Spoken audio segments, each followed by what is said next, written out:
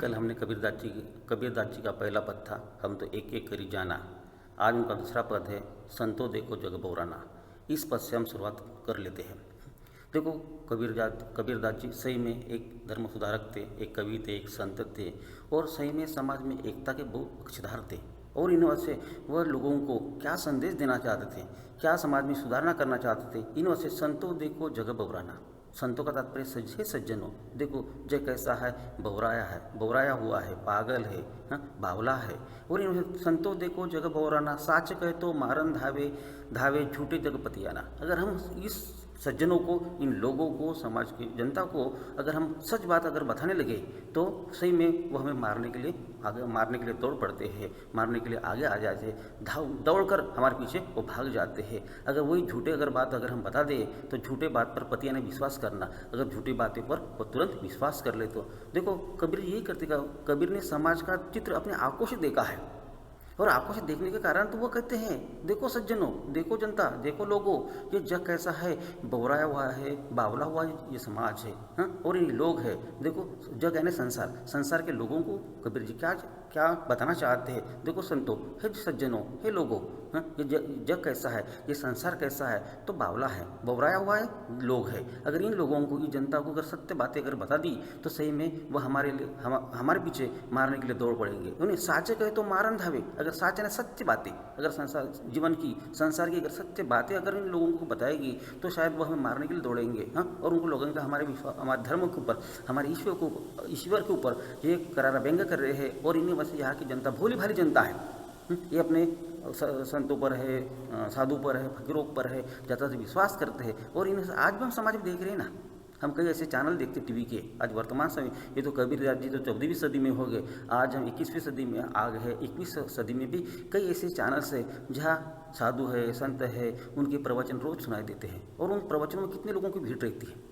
अगर देखेंगे कई आजकल तो कई साधु जेल में भी चले गए हैं। लेकिन कहने का तात्पर्य सज्जन, उस समय तो काफ़ी मात्रा में सुशिक्षित समाज नहीं था, अज्ञानी अनपढ़ समाज था। और इन्हीं वजह से जग का तात्पर्य संसार के लोग कहेंगे, समाज कहेंगे, समाज के लोग उतने ज्ञानी भी नहीं थे, सुशिक्षित भी नहीं थे, और वो तुरंत विश्वास भी कर लेते थे। इन्हीं वजह से झूठी बातों पर विश्वास कर लेते थे। इन्हीं वजह से तो कबीर जी ने उस समय में 14वीं सदी में लोगों को जागरूक करने का काफ़ी मात्रा में प्रयास जरूर किया है। साच कहे तो मारन धावे जगी अगर सत्य बातें अगर हम बता देते हैं तो सत्य बातों पर किस तरह से विश्वास करते हैं, रहने का सत्य बात अगर बता दे तो मारन दौड़ते, और झूठी बातें अगर बता दिए, जैसे उदाहरण के तौर पर ढोंग है, आडंबर है, हाँ, छुआछूत है, इनके बारे में अगर, या धर्म के बारे में, ईश्वर के बारे में अगर जो बातें बता दी गई, उन सभी बातों पर वो क्या करते हैं, विश्वास करते। पतिया ने विश्वास करना है।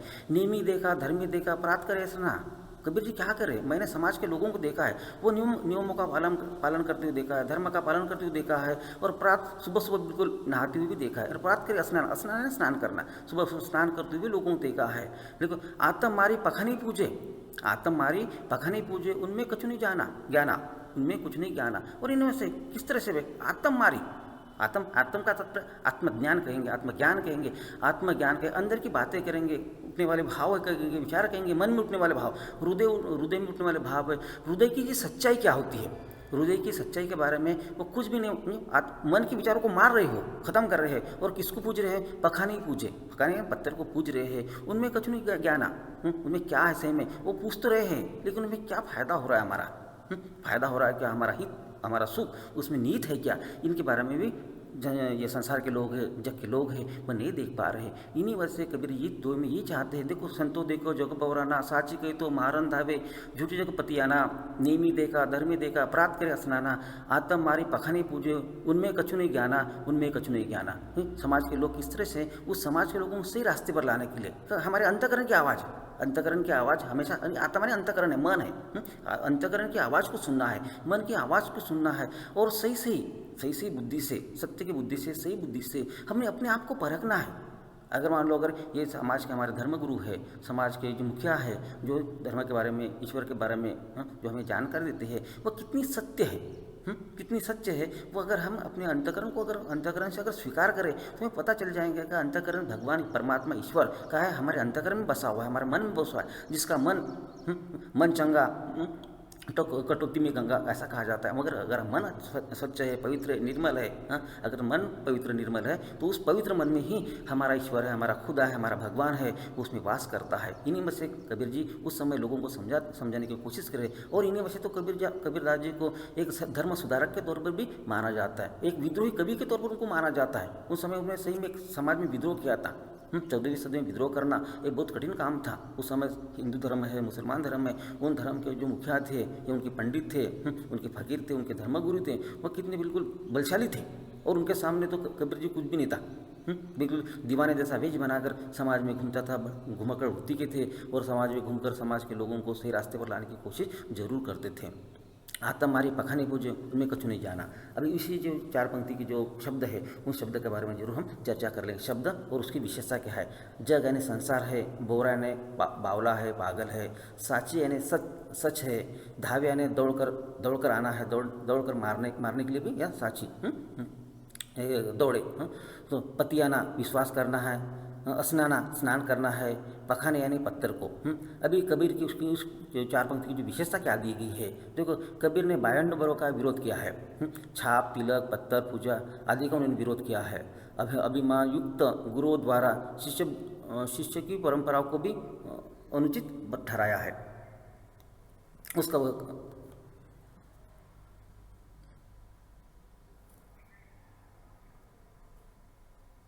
हाँ, उसके 4 पंक्ति के जो कुछ प्रश्न है उस प्रश्न के बारे में थोड़ी सी काव्यांश के आधार पर प्रश्न को उत्तर लिखिए।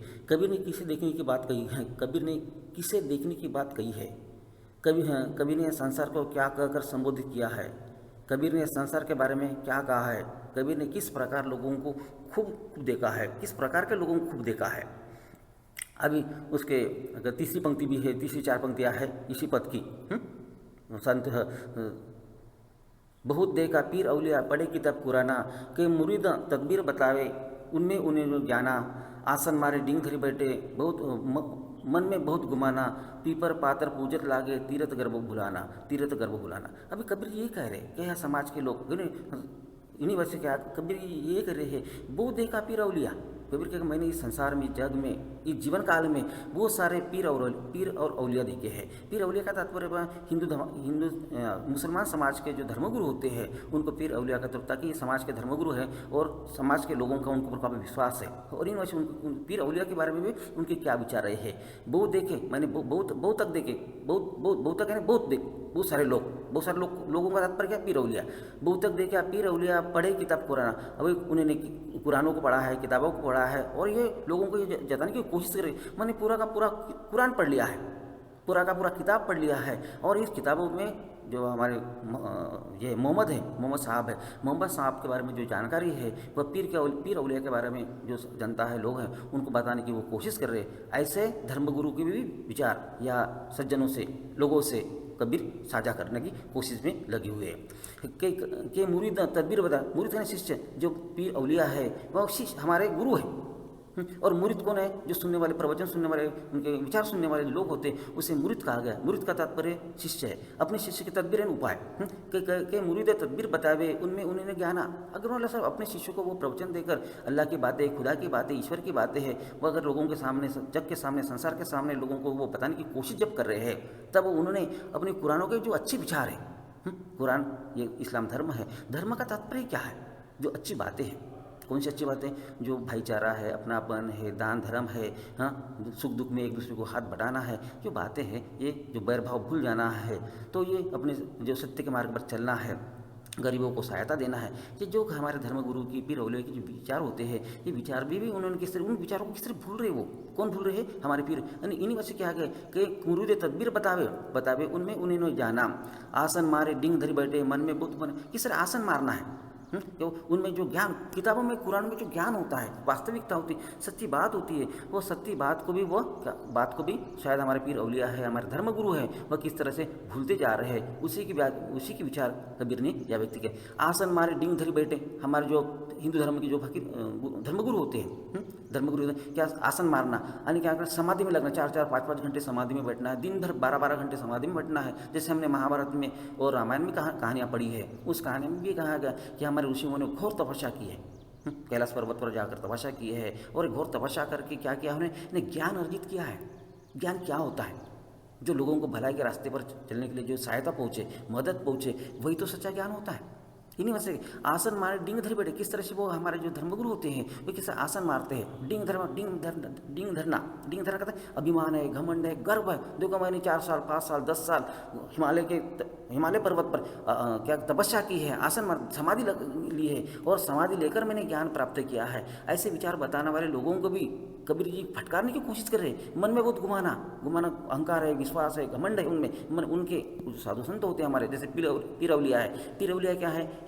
मुसलमान समाज के धर्मगुरु है। वो अपने कुरानों के बारे में मुस्लिम समाज के लोगों को जानकारी बताते हैं। उसी तरह हिंदू समाज के जो हमारे धर्मगुरु होते हैं वह समाधि में ज्ञान प्राप्त करते हैं और इन्हें समाधि लगाते हैं। आसन मारना है, समाधि में बैठ जाना है। समाधि लगाकर ईश्वर को प्राप्त किया है, ईश्वर के ज्ञान को प्राप्त किया है। ऐसा गुमाना है, अभिमान है, घमंड है, मन में बहुत सारा घमंड लेकर वह समाज के सामने प्रस्तुत होते हैं। लेकिन क्यों घमंड करना है?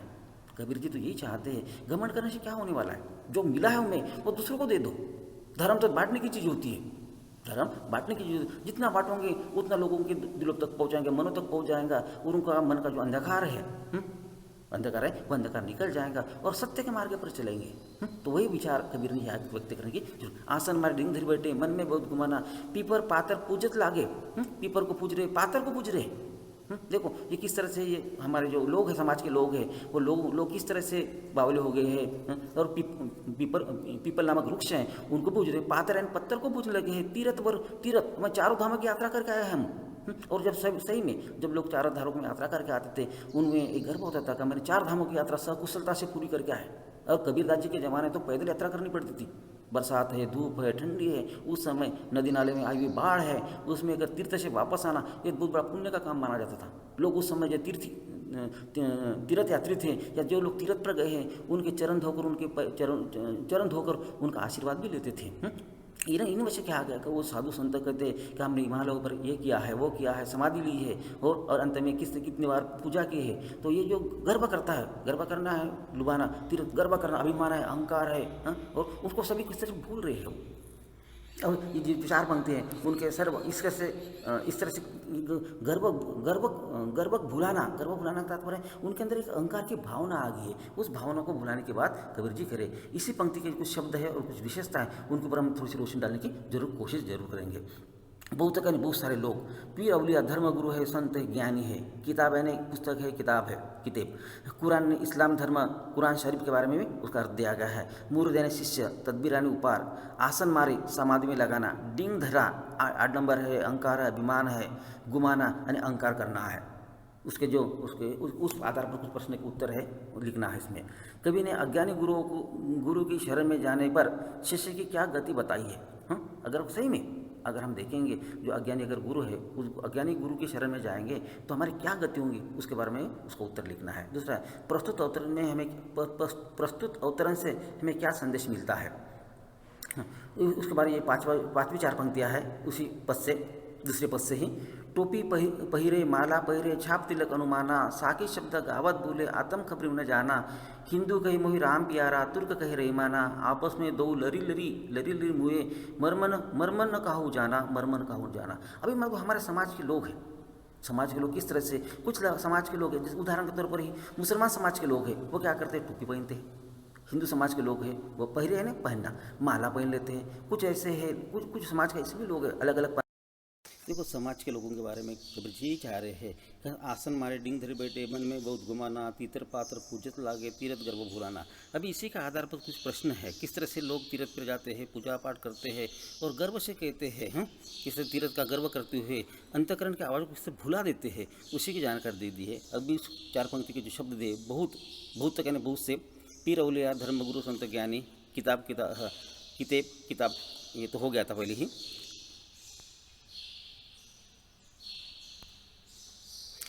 टोपी परिये माला परिये छाप तिलक अनुमाना, साके शब्द गावत भूले आत्म खबर न जाना, हिंदू के मुहि राम प्यारा तुर्क कहे रहीमाना, आप आपस में दो लरी लरी मुहे मर्म मर्म न काहू जाना। अभी इससे में हिंदू समाज के लोग, मुसलमान समाज के लोग किस तरह से अलग अलग प्रकार की टोपी पहनते हैं, माला पहनते हैं, और माला से और टोपी से उस समाज की पहचान होती है।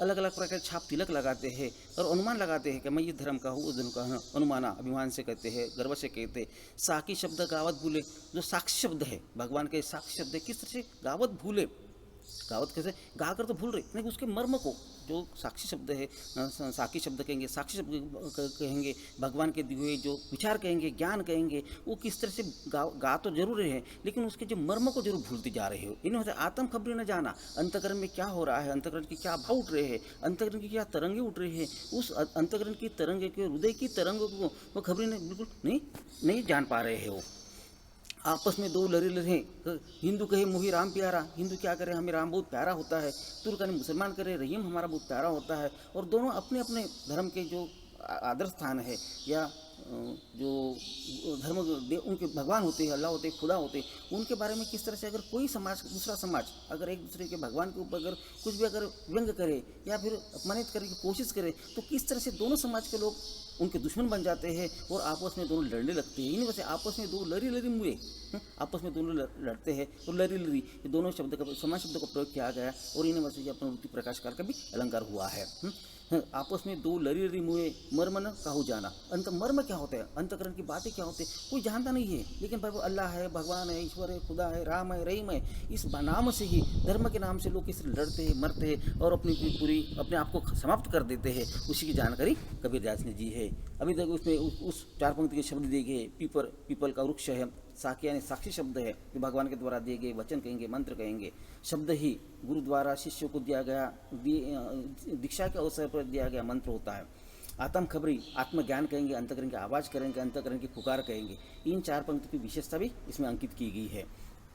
कबीर ने कहा है, कबीर जी ने यहाँ आत्मतत्व पर बल देते हुए लोगों के द्वारा अपनाए जाने वाले बाह्य आडंबरों का विरोध किया है। जो बाह्य आडंबर होते हैं वो आत्मतत्व है, आत्मज्ञान है, उसको स्वीकार करना है, लेकिन बाह्य आडंबर होते हैं, उस आडंबरों का काफी मात्रा में कबीरदास जी ने विरोध किया है।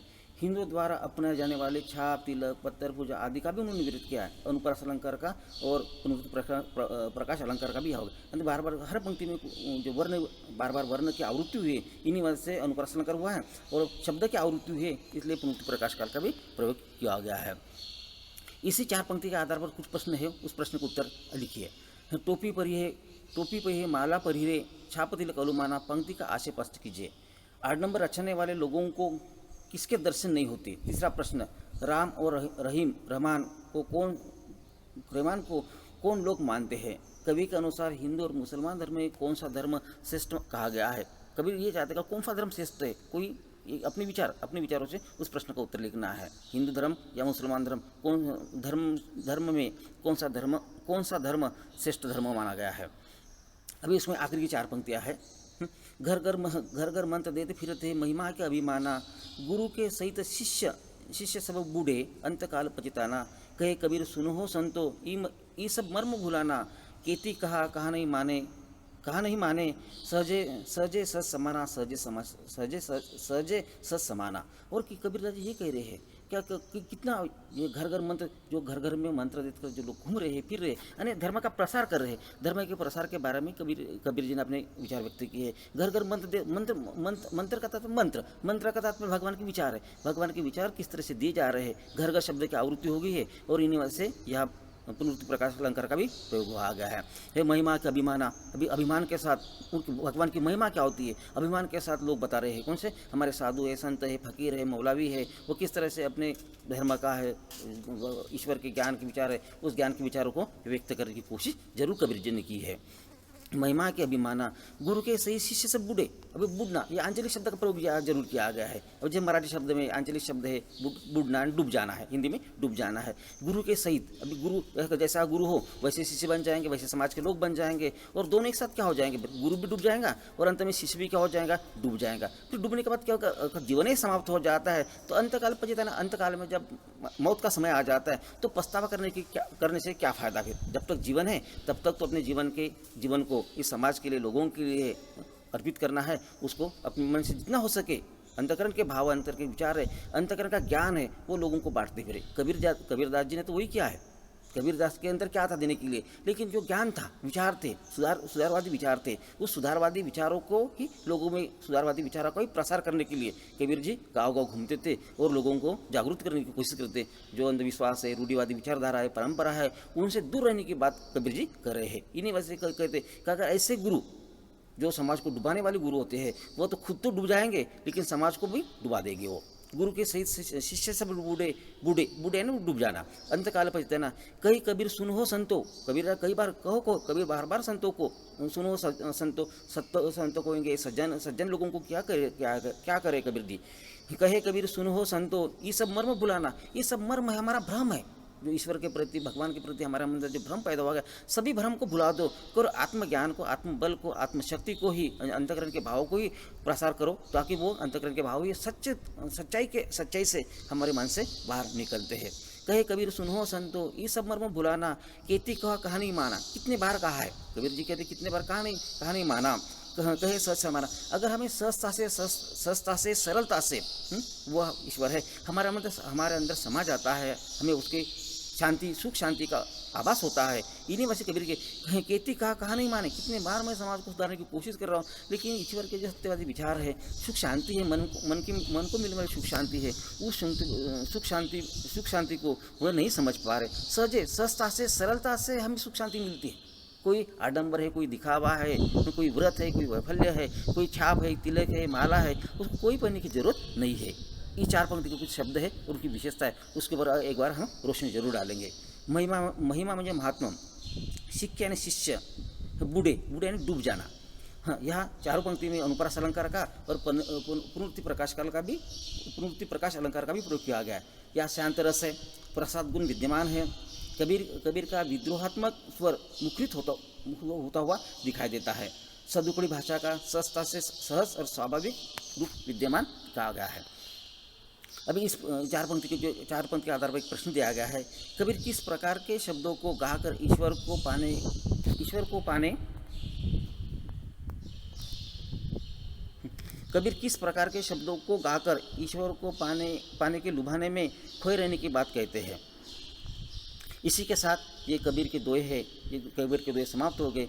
पहला पद और दूसरा पद 2 भागों में हमने इस कबीर के दोहे को आपको समझा दिया गया है। जब भी आपकी कोई समस्या आ जाती है तो ऑनलाइन पर उस समस्या का निराकरण जरूर करें। धन्यवाद।